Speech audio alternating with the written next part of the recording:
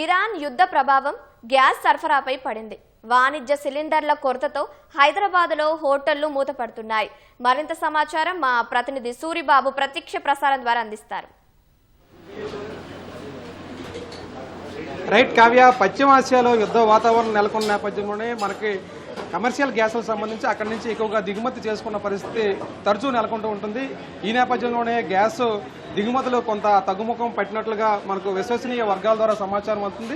ప్రధానంగా దేశవ్యాప్తంగా కూడా కమర్షియల్ గ్యాస్ వినియోగించే పలు హోటళ్లు కావచ్చు, అలాగే హాస్టళ్లు కావచ్చు, ఈ కొరత కాలంగా ఇబ్బందులు అయితే ఎదుర్కొంటున్నారు. భయాందోళన అయితే వాళ్ళకి నెలకొన్న పరిస్థితి ఉంది. తెలుగు రాష్ట్రాల్లో కూడా ఈ ప్రభావం పడింది. మనం హైదరాబాద్ నగరంలో ఉన్నాము.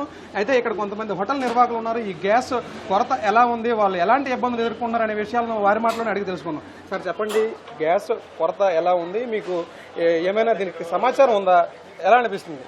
సమాచారం అనేది ఏం లేదు. కాకపోతే గవర్నమెంట్ చెప్తుంది 70 రోజుల నిల్వ ఉందంటుంది. కానీ ఈ డిస్ట్రిబ్యూటర్లు మాత్రం గ్యాస్ లేదు అని చెప్పడం వలన మాకు వంటలు చేయడం కానీ లేకపోతే ప్రత్యామ్నాయ మార్గాలు వెతుక్కోవడం జరుగుతుంది. ఇప్పుడు మనం రోజువారీ వంటలలో కంటే ఇడ్లీ కానీ ఉప్మా కానీ చేసుకోవడం జరుగుతుంది. సో దీనివల్ల గ్యాస్ కొరత అనేది చాలా ఇబ్బందిగా ఉంది. మరి అయితే మీరు అన్నట్లు గ్యాస్ కొరత లేదని కొంతమంది అన్నప్పటికీ కూడా మరి వాస్తవ పరిస్థితులు ఎలా ఉన్నాయి? డిస్ట్రిబ్యూటర్లు ఏం చెబుతున్నారు? డిస్ట్రిబ్యూటర్లు కొరత ఏమైనా కృత్రిమ కొరత సృష్టించి ఎక్కువ రేట్లకి అమ్మడం, లేకపోతే బ్లాక్గా దీన్ని అమ్మే పరిస్థితులు ఉన్నాయా? మీ వరకు ఇప్పటి వరకు ఏమైనా నిల్వ ఉంచుకున్నారా? ఈ వదంతులు కావచ్చు, లేకపోతే అక్కడ యుద్ధ వాతావరణం మీరు తరచూ చూస్తుంటారు కాబట్టి ఎన్ని రోజులు సరిపడా మీరు గ్యాస్ నిల్వ ఉంచుకున్నారు? దీన్ని ఎన్ని రోజుల వరకు ఈ నిల్వలను వాడుకునే పరిస్థితి ఉందంటారా? నిల్వ అనేది 1-2 రోజులు మాత్రమే ఉంచుకోగలుగుతాము. ఎక్కువ రోజులు ఉంచుకోలేము. మేము కూడా ప్లేస్ కారణంగా కానీ ఇంకోటి సేఫ్టీ కారణంగా కానీ ఎక్కువ రోజులు ఉంచుకోలేము. 1-2 రోజుల కంటే ఎక్కువ నిల్వలు ఉండవు. ప్రభుత్వం చెప్పేది ఏంటంటే 70 రోజులకు సరిపడా గ్యాస్ నిల్వలు ఉంటాయన్నారు. కానీ డిస్ట్రిబ్యూటర్లు, గ్యాస్ సప్లయర్స్ మాత్రం గ్యాస్ లేదు అని చెప్పడం మాత్రం జరుగుతుంది. రేట్లు కూడా చాలా హైక్ చేసి అమ్ముతున్నారు ఉన్న రేట్ల కంటే. అయితే మీ దగ్గర ఉన్న సమాచారం ప్రకారం ఇప్పుడు వరకు గ్యాస్ ఎంత రేటుకి కొనేవారు? అయితే ఇప్పుడు బయట కొంతమంది మనం తరచూ వింటుంటున్నాం రేట్లు డబుల్ అయ్యాయని అంటున్నారు. అయితే ఇప్పుడు గ్యాస్ మీ దగ్గర ఉన్న సమాచారం ప్రకారం ఎంత రేటు ఉంది, ఎంత రేటుకి వాళ్ళు అమ్ముతున్నట్లుగా మీకు తెలుస్తూ ఉంది? రేటు మొన్నటి వరకు 1900 గ్యాస్ ఇచ్చేవాళ్ళు. రీసెంట్గా గవర్నమెంట్ ఒక 100 రూపీస్ పెంచింది. అంటే 2070 రూపాయల వరకు యాక్చువల్గా ఎంఆర్పి రేట్ ఉంది. కానీ వాళ్ళు 2700, 2800 వాళ్ళకు అనుకూలం, వాళ్ళు ఇష్టం వచ్చినట్టు వాళ్ళకి ఎలా వీలైతే అలా అమ్ముకోవడం జరుగుతుంది గ్యాస్. అయినా కానీ రేట్లు పెట్టి ఎక్కువ కొందామన్నా ముందుకెళ్ళినా కానీ గ్యాస్ దొరకని పరిస్థితి ఉంది. అయితే ఇప్పుడు గ్యాస్ కొరత ఏర్పడింది. హోటల్ నిర్వహించాలంటే మీరు అన్నట్లుగా కొంత కష్టతరమైన పరిస్థితి. అయితే మీరు ఇంతకుముందు ఇక్కడ మీ దగ్గర హోటల్లో టిఫిన్కి సంబంధించి ఏవే అందుబాటులో ఉంచేవారు? ఇప్పుడు గ్యాస్ కొరత ఉంది కాబట్టి దేనివైపు ప్రత్యామ్నాయంగా ఏవి ఈ కస్టమర్లకు అందిస్తే బాగుంటుంది, గ్యాస్ని ఆదా చేయొచ్చు అని మీరు అనుకుంటున్నారు? ఆదా చేసే వంటలు మాత్రమే ఇప్పుడు మేము ప్రత్యామ్నాయం ఉంచుకుంటున్నాం. గ్యాస్ ఆదా చేసే వంటలు మాత్రం మేము ప్రత్యామ్నాయం ఎంచుకుంటున్నాం. ఇంతకుముందుకు మేము 30 నుంచి 35 రకాల వంటలు పెట్టేవాళ్ళము.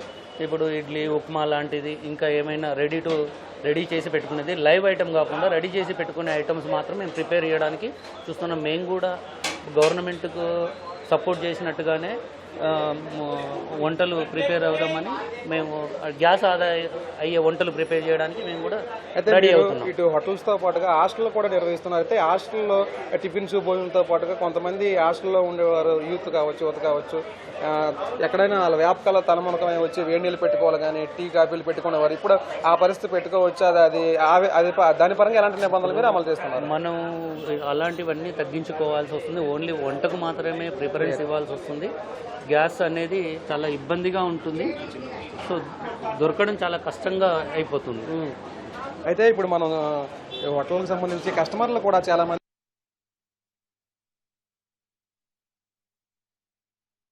అలాంటివి పెట్టుకోవడం మంచిదని ఆలోచిస్తున్నారు.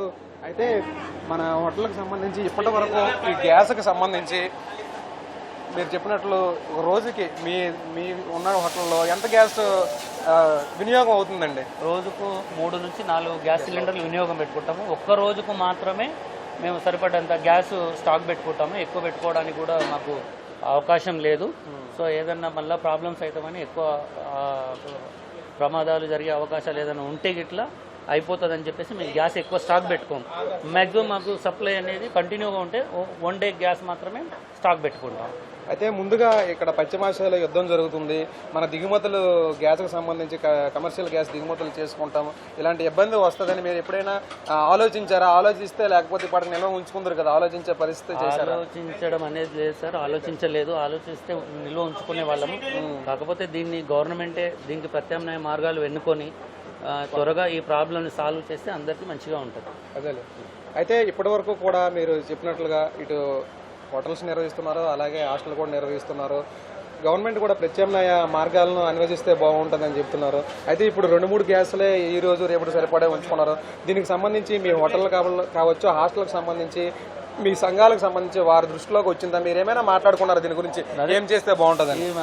హోటల్ అసోసియేషన్ తోటి మాట్లాడడం జరుగుతుంది, అందరు కలిసి మాట్లాడదాం అనుకున్నారు. సో దీనికి కొరత అనేది తొందరగా, ఎందుకంటే ఒక కస్టమర్ మీదనే, వ్యాపారస్తుల మీదనే కాదు, అక్కడ పనిచేసే వర్కర్ల మీద కూడా పడుతుంది. ఎందుకంటే ఇప్పుడు అన్ని వంటలు చేయకపోతే కొన్ని ప్రత్యామ్నాయ మార్గం ఎన్నుకుంటే వర్కర్లను కూడా తగ్గించుకోవాల్సి వస్తుంది. దీనివలన గ్యాస్ ఖర్చు కూడా చాలా పెరుగుతుంది, గ్యాస్ రేటు వలన. సో కొంచెం వర్కర్లను కూడా తగ్గించుకోవాల్సి ఉంది. కానీ వాళ్ళకు ఉపాధి పోతుంది కాబట్టి ఇమ్మీడియట్గా మాకు దీని ప్రత్యామ్నాయం చూపిస్తే చాలా బాగుంటుంది. అయితే ఇప్పటికే గవర్నమెంట్ కూడా దిగుమతులు తగ్గుముఖం పట్టాయి, ప్రత్యామ్నాయ మార్గాలు కూడా ఆలోచిస్తుంది. ఇటు హోటల్స్ నిర్వాహకులతో కూడా ఎప్పటికప్పుడు కేంద్ర రాష్ట్ర ప్రభుత్వాలు మాట్లాడుతున్నాయి. దీనికి సంబంధించి మీ హోటల్ నిర్వాహకులు కావచ్చు, సంఘాలకు సంబంధించిన వాళ్ళు కావచ్చు, ఇటు రాష్ట్ర ప్రభుత్వంతో కానీ కేంద్ర ప్రభుత్వంతో కానీ ఏమైనా మాట్లాడేసారి ఇలా కొరత ఉంది, దీనిపైన ఏ నిర్ణయం తీసుకున్నారనే అడిగే అవకాశం ఉందంటారు మన హైదరాబాద్ హోటల్కి సంబంధించిన సంఘ మీ నిర్వాహకులు కావచ్చు, మీలాంటి పెద్దలు కావచ్చు? అడగాలి, గవర్నమెంట్ని అడిగే అవకాశాలు ఉన్నాయి. ఈ ప్రాబ్లం ఏదైతే ఉందో చాలా త్వరగా క్లియర్ చేస్తే అందరికీ చాలా బాగుంటుందని మా. అయితే ఇప్పటికే హైదరాబాద్లో కొంత ఇప్పుడు మీరు అన్నట్లు భయాందోళన, గందరగోళం ఉన్నప్పటికీ కూడా ముంబై, ఢిల్లీ లాంటి వాటిలో చిన్న చిన్న హోటల్స్ కావచ్చు, కమర్షియల్ హోటల్స్ కావచ్చు, ఇప్పటికే మూసివేసుకున్న పరిస్థితి వచ్చిందనే సమాచారం మీ వరకు ఉందా? దాని పరిస్థితి నిన్న కొన్ని న్యూస్ ఛానల్ కానీ, కొన్ని ఫేస్బుక్ న్యూస్ ఛానల్స్ కానీ ప్రచురిస్తున్నాయి.